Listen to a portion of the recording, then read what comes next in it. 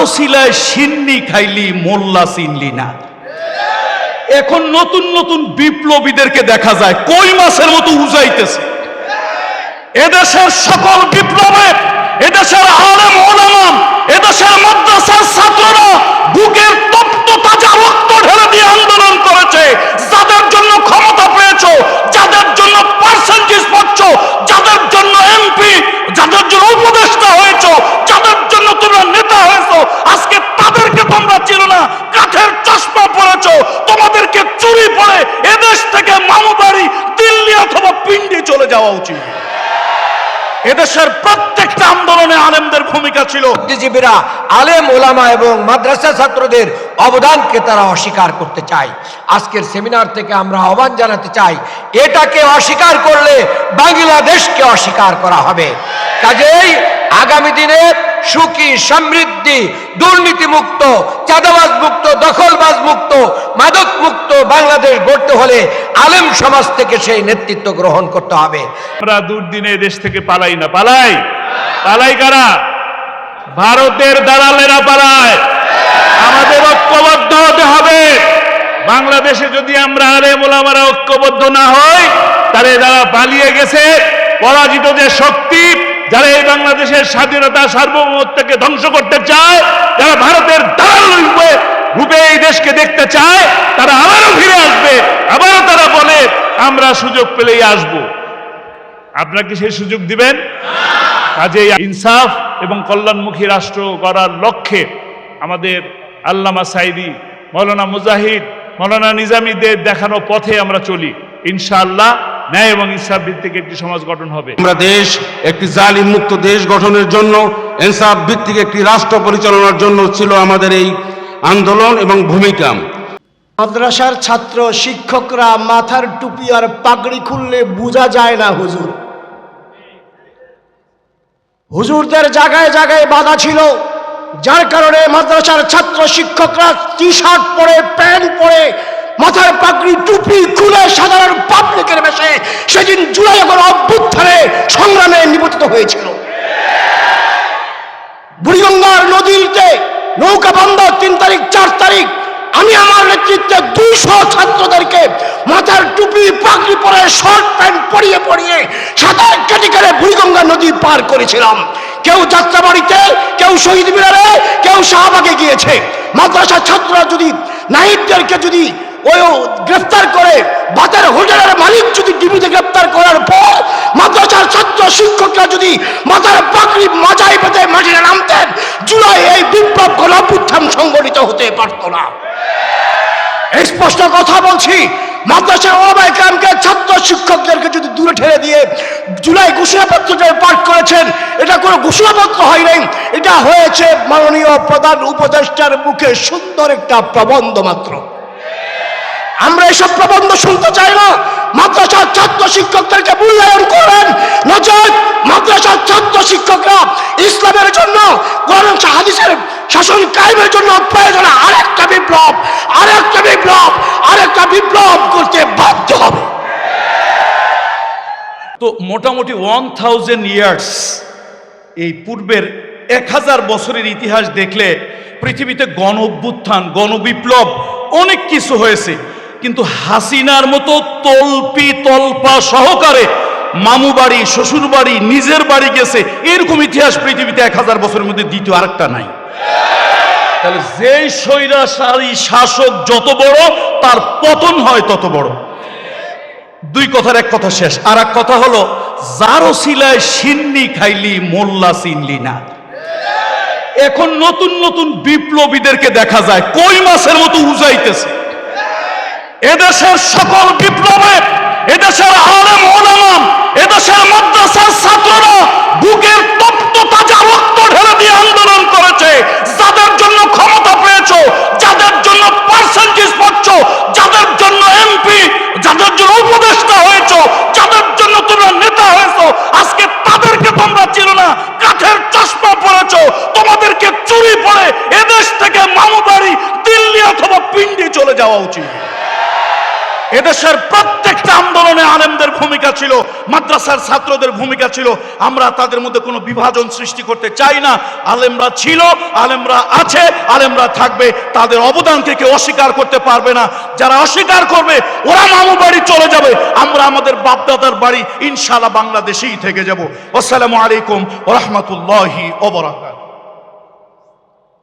অনেক ধন্যবাদ জানাচ্ছি। এ পর্যায়ে বক্তব্য নিয়ে আসছেন আন্তর্জাতিক খ্যাতি সম্পন্ন মুফাসসিরে কোরআন, বিশিষ্ট মিডিয়া ব্যক্তিত্ব মুহতারাম শায়েখ শাহ মোহাম্মদ ওয়ালিউল্লাহ। মুহতারাম শায়েখ শাহ মোহাম্মদ ওয়ালিউল্লাহ হাফিজাহুল্লাহ তিনি বক্তব্য রাখছেন। মাসুদ মাদ্রাসার ছাত্র ছিল, এরকম অসংখ্য ছাত্র যারা সমন্বয়কের দায়িত্ব পালন করেছেন, তাদের ব্যাকগ্রাউন্ড মাদ্রাসা। আর বিভিন্ন জায়গায় রাস্তায় রাস্তায় প্রতিরোধ গড়ে তুলেছেন, জামা কাপড় চেঞ্জ করে এসেছেন মাদ্রাসার ছাত্ররা। কাজে আজকের অন্তর্বর্তী সরকার সহ এদেশের তথাকথিত বুদ্ধিজীবীরা, আলেম ওলামা এবং মাদ্রাসা ছাত্রদের অবদানকে তারা অস্বীকার করতে চায়। আজকের সেমিনার থেকে আমরা আহ্বান জানাতে চাই, এটাকে অস্বীকার করলে বাংলাদেশকে অস্বীকার করা হবে। কাজেই আগামী দিনে সুখী, সমৃদ্ধি, দুর্নীতি মুক্ত, চাঁদাবাজ মুক্ত, দখলবাজ মুক্ত, মাদক মুক্ত বাংলাদেশ গড়তে হলে আলেম সমাজ থেকে সেই নেতৃত্ব গ্রহণ করতে হবে। আজকে তাহলে আমাদের সেই শহীদদের রক্তের ঋণ পরিশোধ হবে।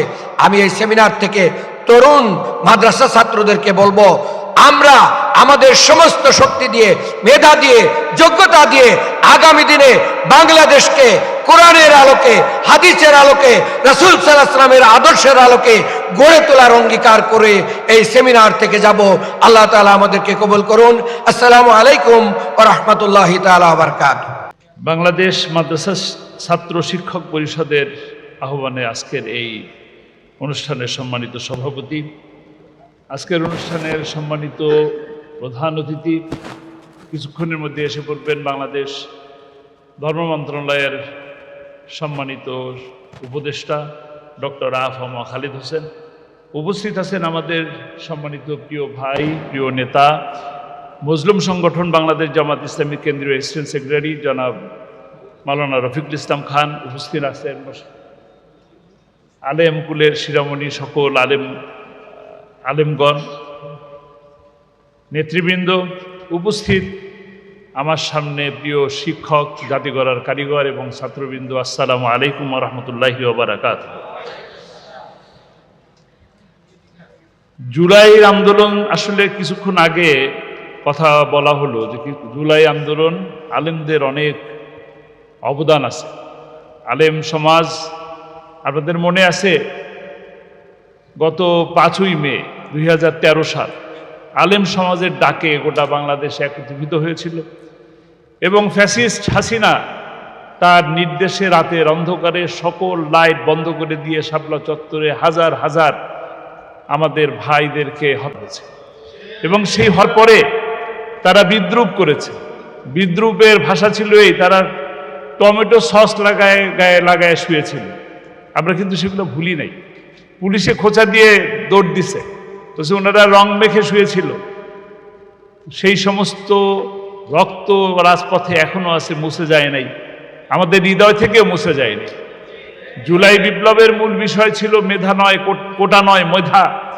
আবার ছিল উই ওয়ান্ট জাস্টিস। তা আমরা এখনো পর্যন্ত সেই জাস্টিস ফিরে পাই নাই। 5ই মেতে হত্যার বিচার হয় নাই, 28শে অক্টোবরের লগি বৈঠা হত্যা বিচার হয় নাই, অসংখ্য মানুষকে যে তারা গুম করেছিল তারও বিচার হয়নি। আমরা একটি ন্যায় বিচার কল্যাণমুখী একটি রাষ্ট্র গোটা বাংলাদেশ চায়। 1971 সালে বৈষম্য ছিল বলেই এদের স্বাধীনতার জন্য তখনকার মুরব্বীরা জীবন দিয়েছেন। আর 2024 সালে যারা জীবন দিলেন তারা সেই স্বাধীনতাকে রক্ষা করার জন্যই জীবন দিয়েছেন। আজকে আমরা কথা বলছি সেই স্বাধীনতা পাওয়ার জন্য, সেই দিনকে, সেই 5ই আগস্ট পাওয়ার জন্যই আজকে আমরা কথা বলার সুযোগ পাচ্ছি। কাজে আগামী দিনগুলো আবারও কি এরকম 5ই আগস্ট আসুক, এভাবে চান আপনারা?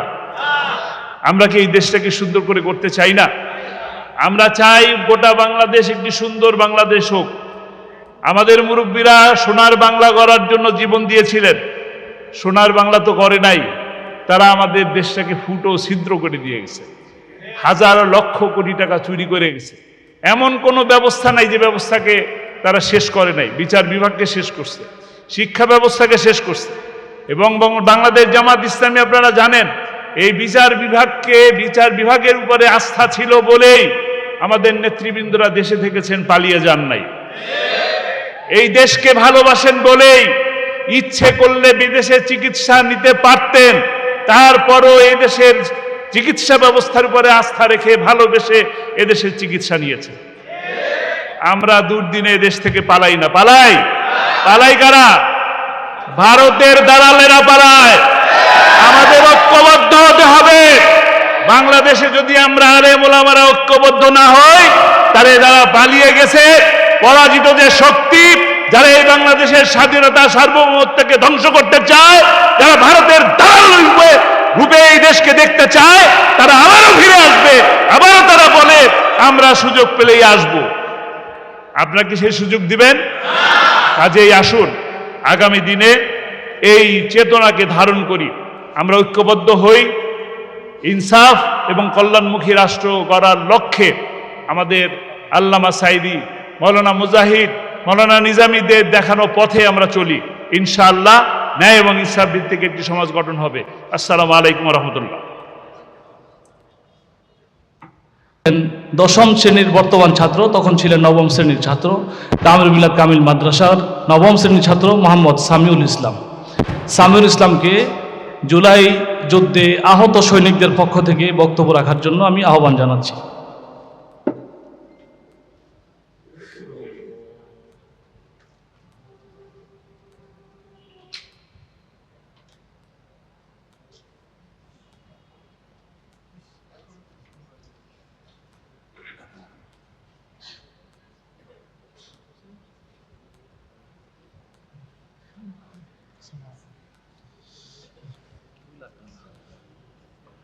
আসসালামু আলাইকুম ওয়া রাহমাতুল্লাহি ওয়া বারাকাতুহু।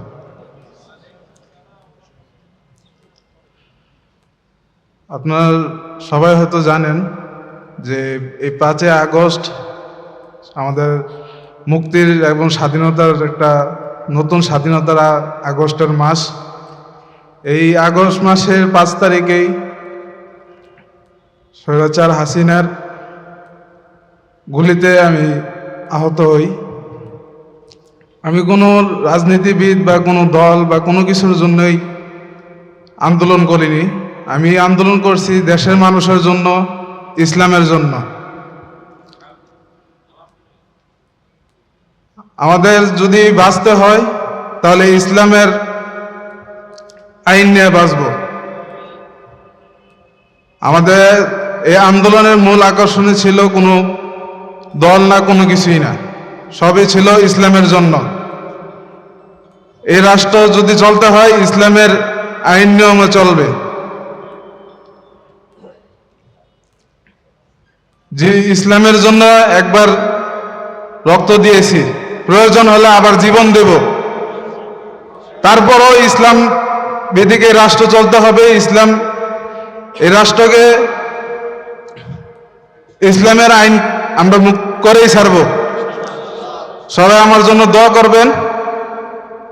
একবার রক্ত দিয়েছি, প্রয়োজন হলে আরেকবার জীবন দিব। তারপরে ইসলামী আইন এই দেশে করেই ছাড়ব ইনশাল্লাহ। হাফেজ আব্দুর রাজ্জাক জামে ইসলামিয়ার আমি একজন শিক্ষক। খালিদ হাসান সাইফুল্লাহ হাফেজ আব্দুর রাজ্জাক জামে ইসলামিয়া থেকে দাখিল পাশ করে ধানমন্ডি আইডিয়াল কলেজে পড়াশোনা করতেছিল। 16 জুলাই 2024-এ যখন রংপুর বিশ্ববিদ্যালয়ের ছাত্র আবু সাঈদের বুকে গুলি করা হয়, তখন বাসায় আমি আলোচনা শুনলাম যে আবু সাঈদের বুকে গুলি করা হয়েছে, আমরা কেন পিছিয়ে থাকব, স্বৈরাচার শেখ হাসিনাকে আমরা পতন করে ছাড়বই।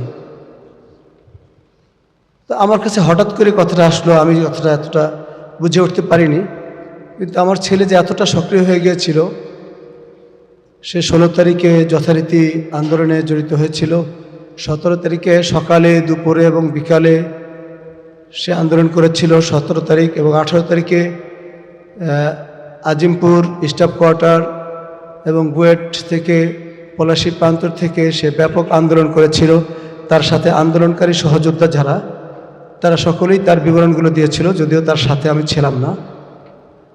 18 তারিখে আন্দোলনরত অবস্থায় যখন ছাত্র জনতাকে ধাওয়া করতে করতে পিছিয়ে আনা হয় এবং আজিমপুর স্টাফ কোয়ার্টারের ভিতরে ঢুকিয়ে দেওয়া হয়, তার ভিতরে শহীদ খালিদ হাসান সাইফুল্লাহ ছিল। তো ওখান থেকে সর্বশেষ আমার সাথে ফোনে কথা হয়েছিল। আমি জিজ্ঞাসা করলাম, তুমি কোথায় আছো? তো আমাকে বললো যে আমি এখন স্টাফ কোয়ার্টারের ভিতরে আছি। আমি বললাম, ঠিক আছে, এখান থেকে আন্দোলন করা যাবে? বললো যে হ্যাঁ, এখানে চারপাশ থেকে গুলি করা হচ্ছে। আমি বললাম যে দেখো, যে অবস্থায় সহজে থাকা যায় এরকম ব্যবস্থা করো। কিন্তু ছেলে যে এতটা দুর্বার হয়ে গিয়েছিল এটা আমি বুঝতে পারিনি। সে তখন সব ছেলেদেরকে উদ্বুদ্ধ করার জন্য সে বলতেছিল যে এখন যদি আমরা পিছিয়ে থাকি তাহলে স্বৈরাচার শেখ হাসিনাকে আর দমন করা যাবে না।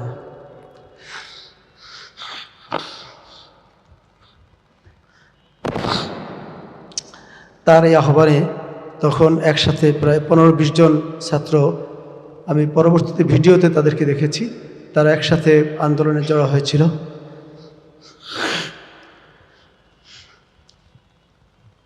এবং সেখানে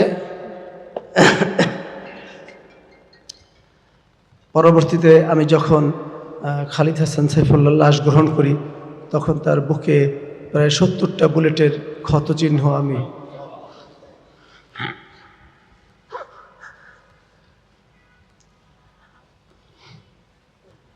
আমি চাই শহীদ খালিদ হাসান সাইফুল্লাহর আত্মার যে এদেশের জন্য উৎসর্গ করা, এর মাধ্যমে এদেশের সকল মানুষ, বিশেষ করে আলেম সমাজ, তারা যে আজকে মুক্তির আনন্দ উপভোগ করতেছে, এর জন্য আমি খুব গর্বিত এবং আনন্দিত। আমি চাই এদেশে শান্তি প্রতিষ্ঠা হোক, এদেশের প্রত্যেকটা মানুষ স্বৈরাচারের বিরুদ্ধে সোচ্চার থাকুক, আর কখনোই যেন ভারতীয় রয়ের আগ্রাসন বা ভারতীয় কোনো চাটুকারের সরকার এদেশের মসনদে বসতে না পারে, সেদিক দিয়ে আপনারা সবাই সজাগ থাকবেন। আমি আপনাদের সাথে সহযোগিতা হিসেবে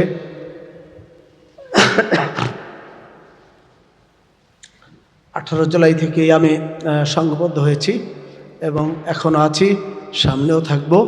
আমি পরিবার সোসাইটির সহসভাপতি হিসেবে আছি, ডাক্তার কামরুল হাসান। আপনাদের যার যেখানে প্রয়োজন হবে আমাকে ডাকতে পারেন, আমি আছি আপনাদের সাথে ইনশাল্লাহ। ইনকিলাব জিন্দাবাদ।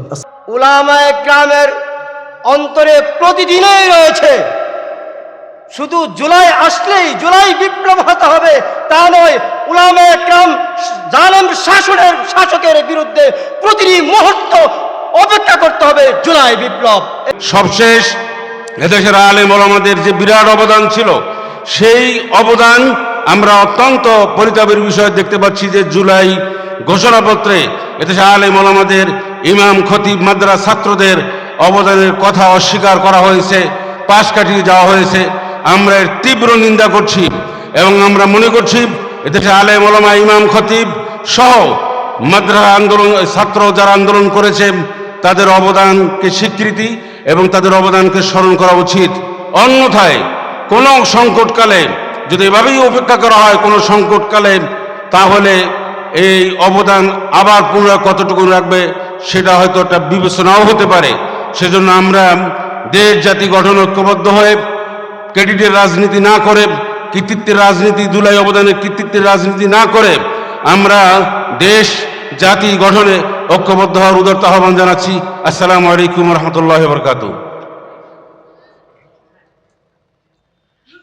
অনেক ধন্যবাদ। এ পর্যায়ে বক্তব্য রাখছেন সংক্ষিপ্তভাবে তামির মিল্লাত মহিলা কামিল মাদ্রাসার সম্মানিত অধ্যক্ষ মুফতি মাওলানা মিজানুর রহমান। সময় 3 মিনিট। আপনার সংক্ষিপ্তভাবে।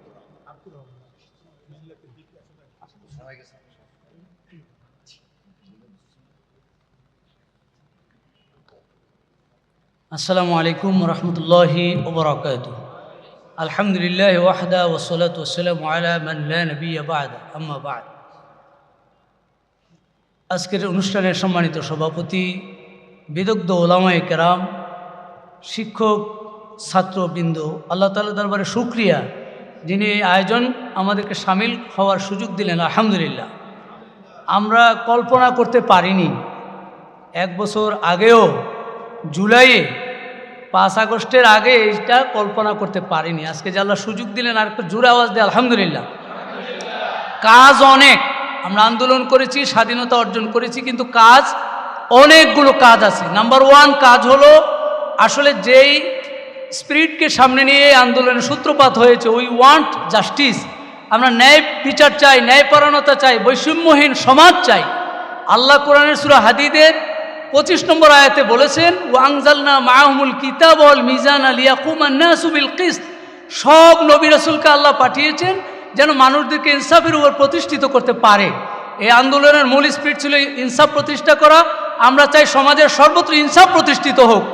দ্বিতীয়ত হলো যে তাকওয়াপূর্ণ ব্যক্তিদের নেতৃত্ব কায়েম আমরা চাই, তাকওয়াপূর্ণ ব্যক্তিদের নেতৃত্ব। সূরা আরাফে আল্লাহ বলছেন, ওয়ালাউ আন্না আহলাল কুরআ আমানু ওয়াত্তাকাউ লাফাতাহনা আলাইহিম বারাকাতিম মিনাস সামাই ওয়াল আরদ। আসমান জমিনের বরকতের দুয়ার আল্লাহ খুলে দেন যখন এই জনপদটা ভালো মানুষ, তাকওয়াবান মানুষে পরিচালনা করে। আন্দোলনের মূল স্পিরিট হলো আমরা এই আমাদের এই সুন্দর সুজলা সুফলা বাংলাদেশটাকে তাকওয়াবান মানুষের হাতে তুলে দিতে চাই। এটা ছিল মূলত স্পিরিট।